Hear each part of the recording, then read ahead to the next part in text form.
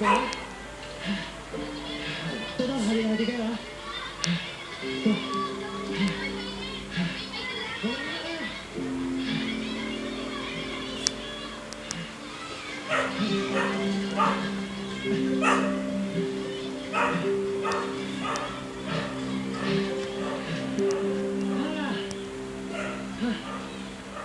Mahilig ka pala sa mga bata? Oo.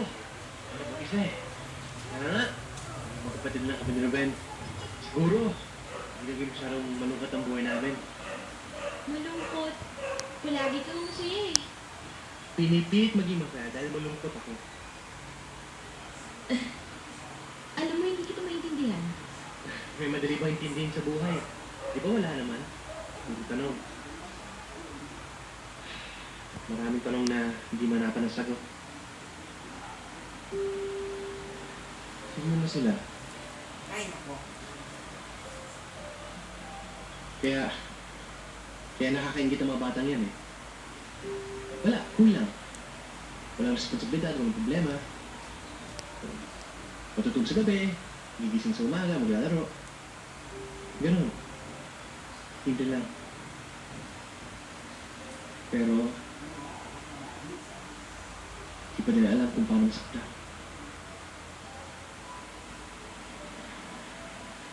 Hindi pa nila alam na walang sigurado sa buhay. Puro, sana't siguro na lang. Ano pa bang gusto mo ay nasa iyo ng lahat, di ba?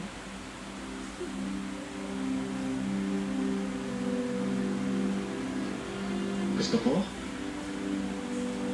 Gusto ko magkaroon ng masayang pamilya. Mabait na misis na mamahalin ko at mamahalin ako. At maraming anak na palalaking ko at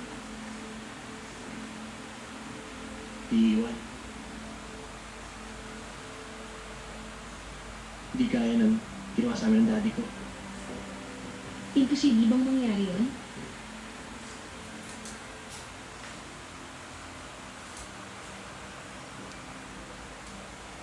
Siguro? Maganda maging anak ni Ruben, no? Ay, ako. Yan naman ang imposible mangyari, no? Hindi naman nangliligaw sa akin si Ruben eh. At saka isa pa, hindi ko siya sasagutin dahil ang suhit-suhit ng taong yun eh. Ay, naku, ang hina talaga ni Bento. Alam mo, kuha ko, kakatuin ko lahat. Makuha ka lang.